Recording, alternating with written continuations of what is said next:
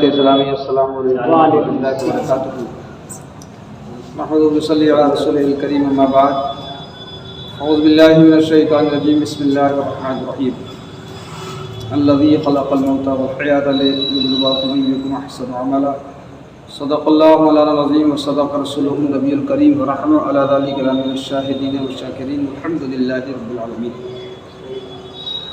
آئیے حضرات، ایک مرتبہ مدونہ انداز میں بارگاہ رسالت مآب جناب محمد رسول اللہ صلی اللہ تعالیٰ علیہ وآلہ وسلم میں ہدیہ درود پاک۔ اللہم صلی علی سیدنا شفینا مولانا محمد وعلی آل سیدنا شفینا مولانا محمد بعدد کل شیء معلوم لک ورب ارنی بجمالک وجمال رسول اللہ، یا رسول اللہ یا رسول اللہ یا رسول اللہ صلی اللہ تعالیٰ علیہ وآلہ وسلم۔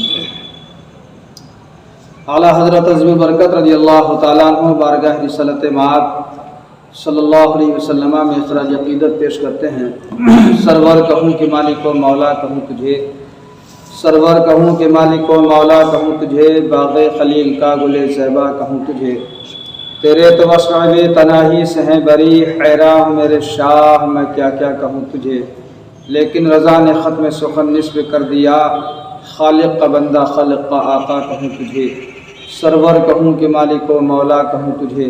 حضرات، فی ماہ ربیع نور شریف جو ہمارے رات کے سروں پر جلوہ گر ہے، اللہ تعالیٰ کا نہایت ہی عظیم الشان ہمارے رات کے اوپر ایک احسان عظیم ہے کہ اللہ تعالیٰ نے سرور کونین صلی اللہ علیہ وسلم کے صدقے میں اسی پیارے محبوب جناب محمد مصطفیٰ صلی اللہ تعالیٰ علیہ وسلم کا دامن اقدس ہمیں اور آپ کو عطا فرمایا، ان کی غلامی عطا فرمائی، اور رب تعالیٰ کا یہ سب سے بڑا احسان عظیم ہے کہ اللہ تعالیٰ نے ہمیں اور آپ کو دولت ایمان سے مالا مال فرمایا۔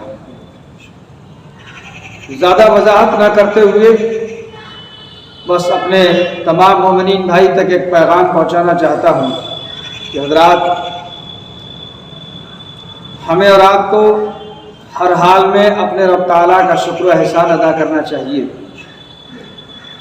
رب تعالیٰ قرآن پاک میں ارشاد فرماتا ہے، الذی خلق الموت والحیات لیبلوکم ایکم احسن عملا، وہ ذات جس نے موت اور حیات کو پیدا فرمایا، لیبلوکم ایکم احسن عملا، تاکہ تمہاری جانچ ہو کہ تم میں کس کے عمل اچھے ہیں۔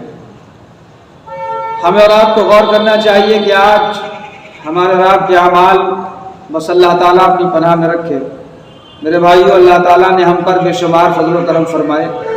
سب سے پہلے ہمارے لیے ضروری ہے کہ ہم اور آپ نبی پاک صلی اللہ تعالیٰ علیہ وآلہ وسلم کی اتباع کریں۔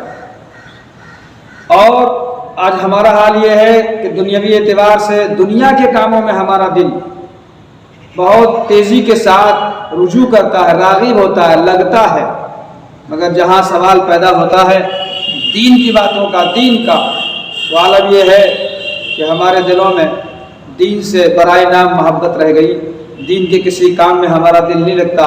حضرت امام حسن بصری یا غالباً حضرت مالک بن دینار رضی اللہ تعالیٰ عنہ کا قول ہے کہ اگر 3 کاموں میں تیرا دل نہ لگے تو سمجھ لے اللہ تعالیٰ نے تجھ سے توفیق کے دروازوں کو بند کر دیا ہے۔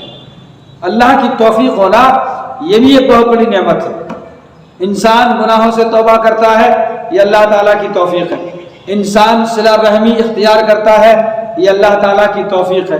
انسان اللہ کے بندوں کے ساتھ محبت کرتا ہے، ان کی مدد کرتا ہے، ان کے ساتھ اپنے یتیم، غریب، مسکین، بیواؤں کے ساتھ حسن سلوک کرتا ہے، یہ ساری چیزیں اللہ کی طرف سے نعمت ہے، توفیق ہے ان کاموں کی کہ اگر ہمیں توفیق ہوگی تو ہم اچھے کام کریں گے۔ اس لیے امام حسن بصری فرماتے ہیں 3 کاموں میں اگر تیرا دل نہ لگے، نمبر 1 اللہ کا ذکر کرنے میں، نمبر 2 قرآن پاک کی تلاوت کرنے میں، نمبر 3 نماز پڑھنے میں۔ اب آج دیکھا جائے تو یہ تینوں کام ایسے ہیں جس میں صحیح معنوں میں ہمارا اور آپ کا دل نہیں لگتا۔ اللہ کا ذکر کرنے کی باری آتی ہے تب ہمارا دل نہیں لگتا، دل جمعی کے ساتھ عبادت نہیں کرتے، اپنے آپ کو بالکل اللہ کی بارگاہ کے سپرد کرتے ہوئے عبادت نہیں کرتے۔ یہ عالم ہمارا ہے، قرآن پڑھنے کے لیے بیٹھے تو قرآن کی تلاوت میں ہمارا دل نہیں لگتا، نماز پڑھیں تب ہمارا دل نہیں لگتا۔ بڑے افسوس کی بات ہے مسلمانوں، حضرت امام حسن بصری فرما رہے ہیں کہ اگر ان کاموں میں تیرا دل نہ لگے تو سمجھ لے کہ تجھ سے اللہ تعالیٰ نے توفیق کے دروازے بند کر دیے ہیں، اور اگر توفیق کے دروازے بند ہو گئے تو بابو ہم اور آپ کہاں جائیں گے؟ اس لیے ابھی وقت ہے، اللہ نے ہمیں اور آپ کو عقل سلیم عطا فرمائی ہے، آؤ اور صحیح معنوں میں رب کی بارگاہ میں صحیح توبہ کریں اور بار بار گڑگڑا کر دعائیں مانگیں، مولا اپنے حبیب پاک کے صدقے میں ہمیں ایسی توفیق عطا فرما جس توفیق کے سائے میں مولا ہم تیرا ذکر کریں، تیری عبادت کریں، قرآن کی تلاوت کریں۔ بے شمار ایسی نعمتیں اللہ نے ہمارے رب کے اوپر نازل فرمائی، ہمیں اور آپ کو عطا فرمائی نبی پاک صلی اللہ علیہ وسلم کے صدقے میں، مگر افسوس ہم آج غفلت کی دنیا میں ہیں، ہمیں اس بات کی پرواہ نہیں ہے کہ الذی خلق الموت والحیات، وہ ذات جس نے موت اور حیات کو پیدا فرمایا۔ مطلب یہ ہے کہ ہمیں یہ زندگی دی گئی، اس کے بعد ہمیں موت دی جائے گی، اور اس پر یہ ہماری جانچ ہوگی کہ ہم نے اپنی زندگی میں کتنے اچھے عمل کرے تھے، کتنا اللہ کا ذکر کیا تھا، کتنی قرآن کی تلاوت کی تھی، کتنا ہم نمازوں میں کتنی ہم عبادتیں کیا کرتے تھے۔ اگر ہم اپنے بزرگوں کے قول اٹھا کر دیکھیں تو معلوم یہ ہوتا ہے کہ ہمارے بزرگ ساری رات اللہ کی عبادت کیا کرتے تھے، اور عبادت کرنے کا یہ طریقہ ہوتا تھا کہ ہم اور آپ اس کا اندازہ نہیں لگا سکتے۔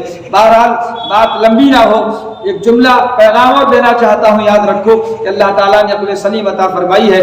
جب ہم اللہ کا ذکر کریں، کبھی اس ٹاپک پر بات ہوگی، بس 2 جملے میں نماز کے تعلق سے سن لیجئے کہ نماز کتنی عظیم عبادت ہے۔ بس ایک جملہ دے رہا ہوں، نماز جو ہم اور آپ پڑھتے ہیں، کبھی آپ نے غور کیا ہے؟ دیکھو یاد رکھو، رحمت وہیں برستی ہے۔ رحمت کی جب بارش ہوتی ہے تو عموماً ہوتی تو سب میں ہے، دنیاوی بارش جب برستی ہے تو ظاہر سی بات اثر کہاں ہوتا ہے؟ پتھریلی زمین پر دنیا کی بارش کا اتنا اثر نہیں ہوتا، اور اگر زمین کچی ہے تو ظاہر سی بات اثر ہوگا۔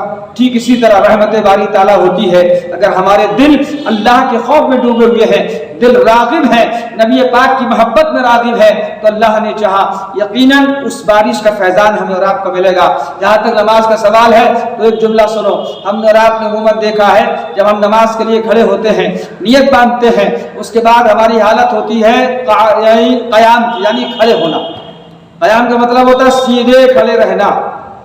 کبھی آپ نے غور کرا، انسان کو اللہ نے پہلے کھڑے ہونے کی توفیق بخشی، بعد اب کسی بادشاہ کی بارگاہ میں یا کسی کورٹ، کسی جج کی بارگاہ میں ہم اور آپ پہنچتے ہیں تو ایک ہیبت طاری ہوتی ہے، کپ کپی ہوتی ہے، اس وقت بڑے ادب کے ساتھ کھڑے ہوتے ہیں دنیاوی اعتبار سے، دنیا کی کورٹ میں۔ اور جب ہم حاکم الحاکمین کی بارگاہ میں آتے ہیں تب بھی ہمیں بڑی عاجزی انکساری کے ساتھ کھڑے ہونا چاہیے۔ کھڑے ہو گئے، اس کے بعد انسان کو یہ توفیق ملی ہے کہ وہ رکوع بھی کرتا ہے، اس کے بعد اسے توفیق ملی ہے کہ وہ قاعدہ اخیرہ یا تشہد وغیرہ پڑھتا ہے تب بیٹھتا ہے، اس کے بعد اسے توفیق اور دی گئی سجدہ کرنے کی۔ اب یہاں پر آپ غور کریں، اللہ تعالیٰ نے بے شمار مخلوق پیدا فرمائی، اسی مخلوق میں آپ نے دیکھا ہوگا درخت پیدا کیے گئے۔ یہ درخت زمین پر کھڑے ہیں، یہ کھڑے ہی رہیں گے، انہیں بیٹھنے کا حکم نہیں ہے۔ اس کے بعد آپ نے دیکھا ہوگا جانور جو جھک کر چلتے ہیں، گائے ہے، بھینس ہے، بیل ہے، اونٹ ہے، گدھا ہے، ہاتھی، گھوڑا ہے، تمام جانور یہ کس حالت میں ہوتے ہیں؟ جھک کے چلتے ہیں۔ اسی طرح ایک جانور ہے مینڈک، کچھوا، بہت سارے جانور ہیں اس انداز سے چلتے ہیں۔ ذرا غور کرنا میری بات پر، اللہ تعالیٰ نے انسان کو جو عقل سلیم عطا فرمائی، کبھی انسان اس پر غور نہیں کرتا ہے۔ انسان جب تو حالت قیام میں کھڑا ہوتا اللہ کی عبادت کرتا ہے، تو ٹھیک اسی طرح یہ سارے درخت جو اللہ نے پیدا فرمائے ہیں، یہ سارے کے سارے درخت حالت قیام میں اللہ کی عبادت کر رہے ہیں۔ یہ سارے درخت حالت قیام میں اللہ کی عبادت کر رہے ہیں، کھڑے ہیں، اور ہمیشہ اسی حالت میں اللہ کی عبادت کریں گے۔ اس کے بعد اللہ نے جانور پیدا فرمائے ہیں، علماء فرماتے ہیں یہ جانور حالت رکوع میں پیدا کیے گئے ہیں، رکوع جیسی حالت ان کو اختیار کی دی گئی ہے۔ جیسے انسان اللہ کی عبادت میں جب رکوع کرتا ہے، اسی طرح جانوروں کو وہ شکل دے دی گئی ہے کہ جانور اس انداز سے بنایا گیا جیسے انسان حالت رکوع میں ہوتا ہے۔ اس کے بعد ہم اور آپ تشہد میں بیٹھا کرتے ہیں، جس طرح ایک میلے کی شکل ہوتی ہے، کہ وہ मेंढक जानवर होते हुए भी इस अंदाज से बैठता है जैसे हम और आप हालत तशहुद में, हालत कादा में बैठा करते हैं। उसके बाद हमने और आपने कभी गौर किया है, सांप है, बिच्छू है, छिपकली है, गिरगिट है, कीड़े मकोड़े हैं, ये सारे के सारे जानवर हालत सजदा में जमीन पर रिंगा करते हैं। उलमा फरमाते इशारा ये दिया गया, इंसान तू कितना खुशकिस्मत है, अल्लाह ने तुझे चारों चीजें अता फरमाई। अगर तू खड़े होकर अल्लाह की इबादत करना चाहता है तू खड़े होकर भी कर ले, रुकू की तरह करना चाहता है तो रुकू की तरह भी कर ले, बैठ कर करना चाहता है तो बैठ कर कर ले, सजदे की तरह करना चाहता है तो सजदे की तरह कर ले। इशारा ये दिया गया, याद रख, दरख्त हालत क़याम में है, जानवर हालत रुकू में है, और दूसरी किस्म के जानवर हालत कादा में है, और सांप जैसे जानवर हालत सजदा में है। किसी को खाली पैदा नहीं किया, सबके पैदा करने में हिकमत है। कोई तो खड़े होकर इबादत कर रहा है, कोई रुकू की हालत में इबादत कर रहा है, कोई कादे की इबादत में हालत कर रहा है, कोई सजदे की इबादत में हालत में इबादत कर रहा है। इंसान तू कैसा नसीबा बर है, तेरे रब ने उसी रसूल पाक के सदक़े में तुझे ये सारी चीजें दी है। अगर तू खड़े होकर चाहे तो इबादत कर, रुकू की हालत में चाहे तो इबादत कर, बैठ कर चाहे तो इबादत कर, सजदे की हालत में चाहे तो इबादत कर। ये तेरे ऊपर करम है, ऐसा करम जहां सारी मखलूक इबादत कर रही है, वो अलग अलग कर रहा है, तो उस नबी के सदक़े में एक ही हालत में कर रहा है। ये हमारे नबी का करम नहीं तो क्या है। इसलिए मेरे भाइयों, अल्लाह ताला ने अक़ल सलीम अता फरमाई है। सबसे पहले हमें अपने रब को राजी करना है। आक़ा करीम सल्लल्लाहु अलैहि वसल्लम की मोहब्बत भरे पैगामों पर अमल करो। अगर हम सीरत मुस्तफ़ा पर सही मानों में अमल कर लें तो अल्लाह ने चाहा हमारी दुनिया भी अच्छी है, हमारी आखिरत भी अच्छी है इंशाअल्लाह ताला। आइंदा कभी आप हज़रात के सामने सीरत मुस्तफ़ा सल्लल्लाहु अलैहि वसल्लम के मुक़द्दस बाबों से कुछ न कुछ अर्ज़ मारूज़ किया जाएगा। मौला इस अरीज़े में क़स्दन ये सावन जो गलतियाँ हों अपने हबीब पाक के सदक़े में माफ़ फरमा। अस्तग़फ़िरुल्लाह रब्बी मिन कुल्लि ज़ंबी व अतूबु इलैहि। अशहदु अन ला इलाहा इल्लल्लाहु वहदहु ला शरीका लहु व अशहदु अन्ना मुहम्मदन अब्दुहु व रसूलुहु। ला इलाहा इल्लल्लाहु मुहम्मदुर रसूलुल्लाह सल्लल्लाहु तआला अलैहि वसल्लम। कलमे तैयबा के इस लफ्ज़ लाम को खींच कर पढ़ा करो। अल्लाह के रसूल फरमाते हैं जब कोई इंसान ला इलाहा का इस लाम को खींच कर पढ़ता है तो एक मर्तबा खींचने में 4000 नेकियां मिला करती हैं। फिर से पढ़िएगा, ला इलाहा इल्लल्लाहु मुहम्मदुर रसूलुल्लाह सल्लल्लाहु तआला अलैहि वसल्लम। अस्सलामु अलैकुम।